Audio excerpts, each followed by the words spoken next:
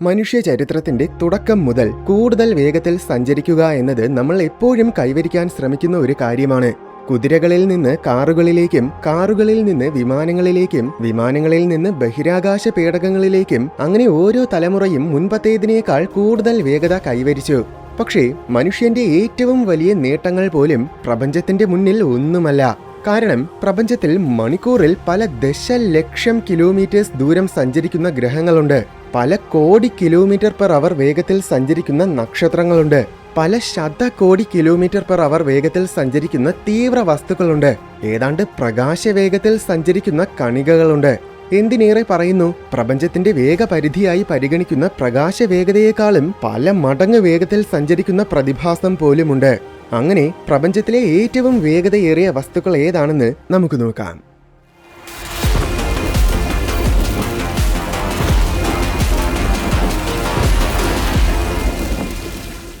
NASA 2018 വിക്ഷേപിച്ച Parker solar പ്രോബാണ് നിലവിൽ മനുഷ്യനിർമ്മിതമായ ഏറ്റവും വേഗതയേറിയ വസ്തു. ഇത് സൂര്യന്റെ സമീപമെത്തിയ സമയം 6,92,000 കിലോമീറ്റർ പെർ അവർ വേഗത്തിലാണ് സഞ്ചരിച്ചത്. അതായത് പ്രകാശവേഗതയുടെ 0.064% വേഗത, ശബ്ദത്തിന്റെ 560 മടങ്ങ് വേഗത. ഈ വേഗത്തിൽ ഭൂമിക്ക് ചുറ്റും ഒരു തവണ പൂർണ്ണമായും വലം വയ്ക്കാൻ വെറും 3.5 മിനിറ്റുകൾ മതി.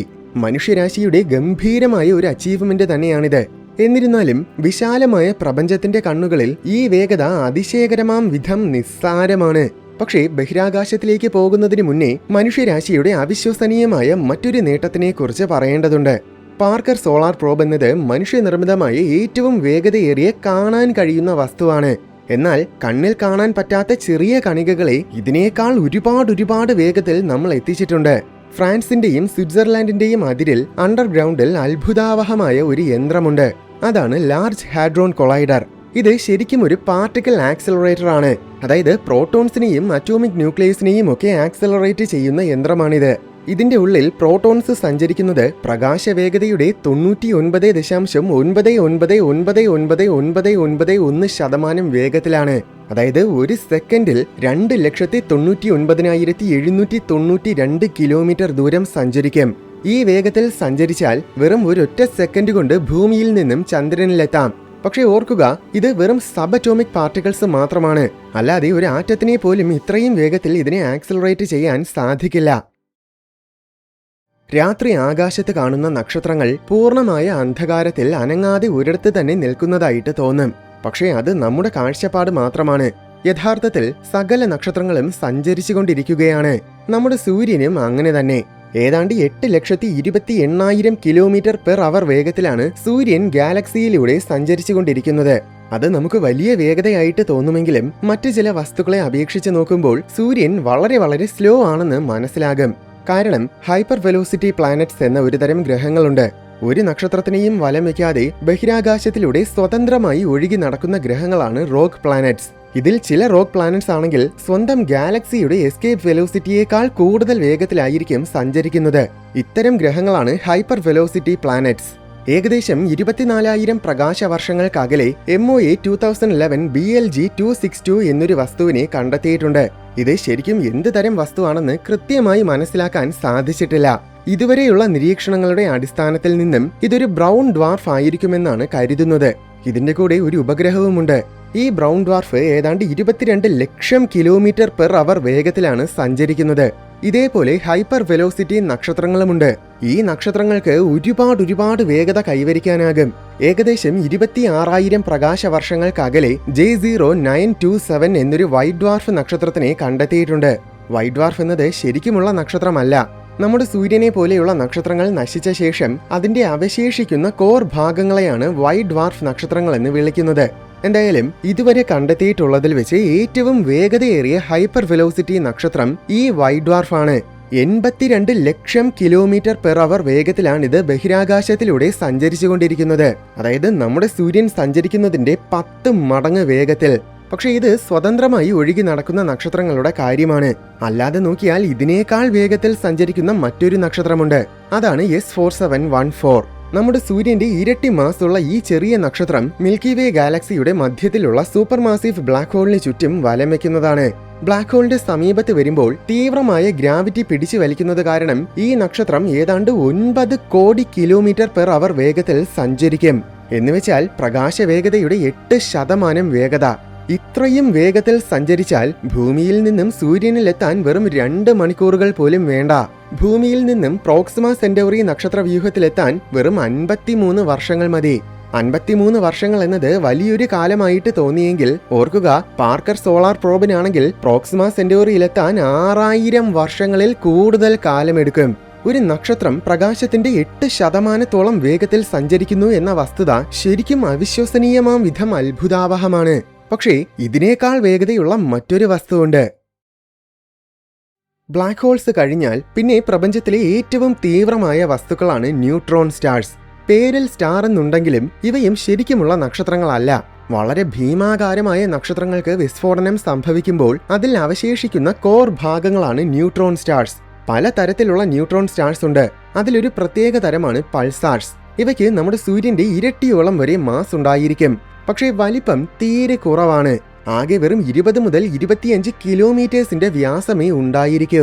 എന്നുവെച്ചാൽ നമ്മുടെ തിരുവനന്തപുരം സിറ്റിയുടെ അത്ര വലിപ്പം. ഇവ ബഹിരാകാശത്തിലൂടെ സഞ്ചരിക്കുന്ന വേഗത യഥാർത്ഥത്തിൽ വളരെ സാധാരണമായിരിക്കും. എന്നാൽ സ്വന്തം അച്ചുതണ്ടിൽ കറങ്ങുന്ന വേഗത അതിതീവ്രമാണ്. ഏകദേശം 28,000 പ്രകാശവർഷങ്ങൾക്കകലെ PSR J1748 എന്നൊരു പൾസാറുണ്ട്. സൂര്യന്റെ അത്ര മാസുള്ള ഈ പൾസാറിന് വെറും 16 കിലോമീറ്റർ വലിപ്പമേ ഉള്ളൂ. ഇത് 1 മിനിറ്റിൽ 43,000 തവണ കറങ്ങും. ദൃശ്യപ്രപഞ്ചത്തിലെ ഏറ്റവും വേഗത്തിൽ കറങ്ങുന്ന വലിയ വസ്തു ഇതാണ്. ഇതിന്റെ ഇക്വേറ്റർ ഭാഗം സഞ്ചരിക്കുന്നത് പ്രകാശത്തിന്റെ 24% വേഗത്തിലാണ്. അതായത് ഏതാണ്ട് 25 കോടി കിലോമീറ്റർ പെർ അവർ വേഗത്തിൽ. ഇത്രയും വേഗത്തിൽ സഞ്ചരിച്ചാൽ ഭൂമിയിൽ നിന്നും പ്രോക്സിമ സെന്റൗറിയിലെത്താൻ വെറും 17 വർഷങ്ങൾ മതി. ശരിക്കും വലിയ സോളിഡായ വസ്തുക്കളെ നോക്കിയാൽ ഇത് തന്നെയാണ് പ്രപഞ്ചത്തിലെ ഏറ്റവും വേഗതയുള്ള വസ്തു. പക്ഷേ സൂക്ഷ്മമായ പദാർത്ഥങ്ങൾക്ക് ഇതിനേക്കാൾ വേഗത കൈവരിക്കാൻ പറ്റും. എല്ലാ ഗാലക്സികളുടെ മധ്യത്തിലും അതിഭീമാകാരമായ സൂപ്പർ മാസീവ് ബ്ലാക്ക് ഹോൾസ് ഉണ്ടായിരിക്കും. നമ്മുടെ മിൽക്കി വേ ഗാലക്സിയുടെ മധ്യഭാഗത്തിലും അങ്ങനെ ഒരെണ്ണമുണ്ട്. പക്ഷേ നമ്മുടെ super massive black hole inactive ആണ്. ആക്റ്റീവ് ആകണമെങ്കിൽ എന്തെങ്കിലും പദാർത്ഥങ്ങൾ ബ്ലാക്ക് ഹോളിലേക്ക് വീഴണം. പദാർത്ഥങ്ങളെന്ന് വെച്ചാൽ വാതകം, പൊടി, ഗ്രഹങ്ങൾ, നക്ഷത്രങ്ങൾ, അങ്ങനെ എന്ത് വേണമെങ്കിലും ആയിരിക്കാം. ഈ പദാർത്ഥങ്ങൾ നേരിട്ട് ബ്ലാക്ക് ഹോളിന്റെ ഉള്ളിൽ ചെന്ന് വീഴില്ല. പകരം ആദ്യം ബ്ലാക്ക് ഹോളിന് ചുറ്റും അതിവേഗത്തിൽ വലമിക്കും. 1-2 തവണയൊന്നുമല്ല ഇങ്ങനെ വലമിക്കുന്നത്. ചിലപ്പോൾ പല ശതകോടി തവണ വരെ വലമിക്കും. ഇങ്ങനെ വലമിക്കുമ്പോൾ ബ്ലാക്ക് ഹോളിന് ചുറ്റും ഒരു വലിയ പരന്ന റിങ് പോലെ അത് കാണപ്പെടും. ഇതിനെയാണ് നമ്മൾ അക്രീഷൻ ഡിസ്ക് എന്ന് പറയുന്നത്. അക്രീഷൻ ഡിസ്ക് ഉള്ള ബ്ലാക്ക് ഹോൾസിനെയാണ് ആക്റ്റീവ് ബ്ലാക്ക് ഹോൾസ് എന്ന് വിളിക്കുന്നത്. അക്രീഷൻ ഡിസ്കിന്റെ ഉൾഭാഗത്തിലെ പദാർത്ഥങ്ങൾ പ്രകാശവേഗതയുടെ 50% വരെ വേഗത്തിലായിരിക്കും ബ്ലാക്ക് ഹോളിന് ചുറ്റും വലമിക്കുന്നത്. ഓർക്കുക, പദാർത്ഥങ്ങൾ എന്ന് പറയുമ്പോൾ വലിയ പദാർത്ഥങ്ങളാണെന്ന് കരുതരുത്. ഇതിന് മണൽ തരിയുടെ അത്ര വലിപ്പം പോലും കാണില്ല. തീവ്രമായ ഗ്രാവിറ്റിയും ഫ്രിക്ഷനും മാഗ്നറ്റിക് ഫീൽഡുമൊക്കെ കാരണം അക്രീഷൻ ഡിസ്കിന് കോടിക്കണക്കിന് ഡിഗ്രി സെൽഷ്യസ് താപനില ഉണ്ടായിരിക്കും. ഇത് കാരണം അക്രീഷൻ ഡിസ്കിലെ പദാർത്ഥങ്ങളെല്ലാം പ്ലാസ്മ രൂപത്തിലായിരിക്കും നിലനിൽക്കുന്നത്. ഖരരൂപവും ദ്രാവക രൂപവും വാതക രൂപവും കഴിഞ്ഞാൽ പദാർത്ഥങ്ങളുടെ 4ാമത്തെ രൂപമാണ് പ്ലാസ്മ. എന്തായാലും പദാർത്ഥങ്ങൾക്ക് ഇനിയും കൂടുതൽ വേഗത്തിൽ സഞ്ചരിക്കാൻ കഴിയും. കാരണം ഈ അക്രീഷൻ ഡിസ്കിന് അതിതീവ്രമായ മാഗ്നറ്റിക് ഫീൽഡ് ഉണ്ടായിരിക്കും. നമ്മുടെ ഭൂമിയുടെ 20,000 മടങ്ങ് ശക്തമാണ് ജൂപ്പിറ്ററിന്റെ മാഗ്നറ്റിക് ഫീൽഡ്. ജൂപ്പിറ്ററിന്റേതിനേക്കാൾ 5 മടങ്ങ് വരെ ശക്തമാണ് സൂര്യന്റേത്. എന്നാൽ സൂപ്പർ മാസീവ് ബ്ലാക്ക് ഹോൾസിന്റെ മാഗ്നറ്റിക് ഫീൽഡ് ആണെങ്കിൽ സാധാരണഗതിയിൽ സൂര്യന്റേതിനേക്കാൾ 1000 മടങ്ങ് ശക്തമായിരിക്കും. പക്ഷേ ചില ന്യൂട്രോൺ നക്ഷത്രങ്ങളുടെ മാഗ്നറ്റിക് ഫീൽഡ് ആണെങ്കിൽ സൂപ്പർ മാസീവ് ബ്ലാക്ക് ഹോൾസിന്റേതിനേക്കാൾ 10,000 കോടി മടങ്ങ് ശക്തമായിരിക്കും. ന്യൂട്രോൺ സ്റ്റാറിന്റെ കാര്യം അതിശയകരമായതുകൊണ്ട് പറഞ്ഞെന്നേയുള്ളൂ. എന്തായാലും ബ്ലാക്ക് ഹോളിന്റെ അക്രീഷൻ ഡിസ്കിലെ കുറച്ച് പ്ലാസ്മ പദാർത്ഥങ്ങൾ മാഗ്നറ്റിക് ഫീൽഡിലൂടെ ബ്ലാക്ക് ഹോളിന്റെ ധ്രുവങ്ങൾ വഴി അതിവേഗത്തിൽ എസ്കേപ്പ് ആകും. ഇങ്ങനെ എസ്കേപ്പ് ആകുന്ന പദാർത്ഥങ്ങളെ റിലേറ്റിവിസ്റ്റിക് ജെറ്റ്സ് എന്നാണ് പറയുന്നത്. അതിവേഗത്തിൽ എന്ന് പറഞ്ഞാൽ പ്രകാശത്തിന്റെ 99.99% വേഗത വരെ ഇതിനെ കൈവരിക്കാനാകും. ഓർക്കുക, ഏതാണ്ട് 3 ലക്ഷം കിലോമീറ്റർ പെർ സെക്കൻഡ് ആണ് പ്രകാശവേഗത. അതിന്റെ 99.99% വേഗത്തിൽ സഞ്ചരിക്കുക എന്ന് പറഞ്ഞാൽ ഭൂമിയിൽ നിന്നും വെറും ഒരൊറ്റ സെക്കൻഡ് കൊണ്ട് ചന്ദ്രനിലെത്താം. പക്ഷേ ഇനിയും കൂടുതൽ വേഗത കൈവരിക്കാൻ കഴിയുന്ന മറ്റു ചില വസ്തുക്കളുണ്ട്. മനുഷ്യന് പുറമെ പ്രപഞ്ചവും നാച്ചുറലായ ചില പാർട്ടിക്കിൾ ആക്സിലറേറ്റേഴ്സിനെ നിർമ്മിച്ചിട്ടുണ്ട്. നക്ഷത്രങ്ങൾ, ബ്ലാക്ക് ഹോളുകൾ, ന്യൂട്രോൺ നക്ഷത്രങ്ങൾ, നക്ഷത്ര വിസ്ഫോടനങ്ങൾ, അങ്ങനെ ഒരുപാട് പ്രതിഭാസങ്ങൾ പാർട്ടിക്കിൾ ആക്സിലറേറ്റേഴ്സ് ആയും പ്രവർത്തിക്കും. അതായത് ഈ പ്രതിഭാസങ്ങളുടെ തീവ്രമായ ഊർജം കാരണം പ്രോട്ടോൺസും ഇലക്ട്രോൺസും പോലെയുള്ള സബറ്റോമിക് കണികകൾ അതിവേഗത്തിൽ ആക്സിലറേറ്റ് ചെയ്യപ്പെടും. ഇങ്ങനെ ആക്സിലറേറ്റ് ചെയ്യപ്പെടുന്ന സബറ്റോമിക് കണികകളെയാണ് നമ്മൾ കോസ്മിക് റേസ് എന്ന് പറയുന്നത്. ഈ കോസ്മിക് റേസിന് പ്രകാശവേഗതയുടെ 99.999 ഇത്രയും ശതമാനം വരെ വേഗത കൈവരിക്കാൻ കഴിയും. അതായത് ഏതാണ്ട് പ്രകാശവേഗത തന്നെ. അതിനാൽ പ്രകാശം കഴിഞ്ഞാൽ പിന്നെ പ്രപഞ്ചത്തിൽ ഏറ്റവും വേഗതയേറിയ വസ്തു എന്നത് കോസ്മിക് റേസ് തന്നെയാണ്. മാസ് ഉള്ളത് കൊണ്ട് മാത്രമാണ് ഇവയ്ക്ക് 100% പ്രകാശവേഗത്തിൽ സഞ്ചരിക്കാൻ പറ്റാത്തത്. എന്നാൽ മാസ് ഇല്ലാത്ത മറ്റൊരു പ്രതിഭാസത്തിന് 100% പ്രകാശവേഗത്തിൽ സഞ്ചരിക്കാൻ കഴിയും. അതാണ് ഗ്രാവിറ്റേഷണൽ വേവ്സ്. വളരെ നിസ്സാരമായിട്ട് പറഞ്ഞാൽ സ്പേസ് ടൈമിൽ ഉണ്ടാകുന്ന ചെറിയ ഓളങ്ങളാണ് ഗ്രാവിറ്റേഷണൽ വേവ്സ്. അതായത് ഒരു വലിയ കുളത്തിൽ കല്ലിടുമ്പോൾ വെള്ളത്തിൽ ഓളങ്ങൾ ഉണ്ടാകുന്നത് പോലെ. ബ്ലാക്ക് ഹോൾസ് പോലെയുള്ള തീവ്രമായ വസ്തുക്കൾ പരസ്പരം കൂട്ടിയിടിക്കുമ്പോഴാണ് ശക്തമായ ഗ്രാവിറ്റേഷണൽ വേവ്സ് ഉണ്ടാകുന്നത്. യഥാർത്ഥത്തിൽ മാസുള്ള എല്ലാ വസ്തുക്കളും ഗ്രാവിറ്റേഷണൽ വേവ്സ് ഉണ്ടാക്കും. പക്ഷേ അതൊന്നും നമുക്ക് ഡിറ്റക്ട് ചെയ്യാൻ മാത്രം ശക്തമായിരിക്കില്ല. എന്തായാലും ഈ ഗ്രാവിറ്റേഷണൽ വേവ്സിന് പ്രത്യേകം മാസ് ഒന്നുമില്ല. അതുകൊണ്ട് തന്നെ ഇത് പ്രകാശവേഗത്തിലാണ് സഞ്ചരിക്കുന്നത്.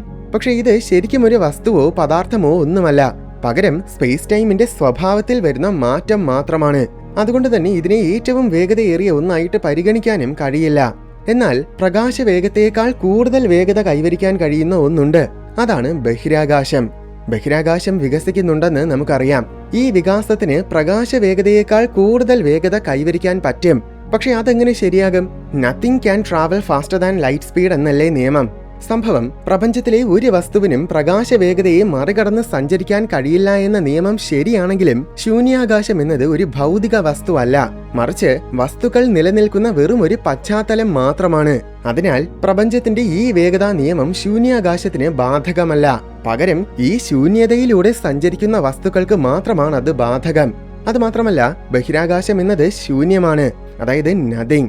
അപ്പോൾ nothing can travel faster than light speed എന്ന നിയമം യഥാർത്ഥത്തിൽ ഇവിടെ തെറ്റുന്നില്ല. അതിനാൽ ബഹിരാകാശത്തിന് എത്ര വേഗത്തിൽ വേണമെങ്കിലും വികസിക്കാം. അതിന് ഒരു വേഗപരിധിയുമില്ല. പക്ഷെ ഓർക്കുക, നിലവിൽ ബഹിരാകാശം വളരെ ചെറിയ വേഗത്തിലാണ് സഞ്ചരിക്കുന്നത്. പ്രകാശവേഗതയുടെ വളരെ ചെറിയൊരു ശതമാനം വേഗത്തിൽ. പ്രപഞ്ചം നിലവിൽ പ്രകാശത്തേക്കാൾ കൂടുതൽ വേഗത്തിൽ വികസിക്കുന്നു എന്ന് തോന്നുന്നത് യഥാർത്ഥത്തിൽ ഒരു ഇല്യൂഷൻ പോലെയാണ്. അതിനെക്കുറിച്ച് പണ്ട് ഞാൻ മറ്റൊരു വീഡിയോയിൽ വിവരിച്ചിട്ടുണ്ട്. എന്തായാലും മാസുള്ള വസ്തുക്കളിൽ വെച്ച് നിലവിൽ വേഗതയുടെ ചാമ്പ്യൻ കോസ്മിക് റേസ് ആണ്.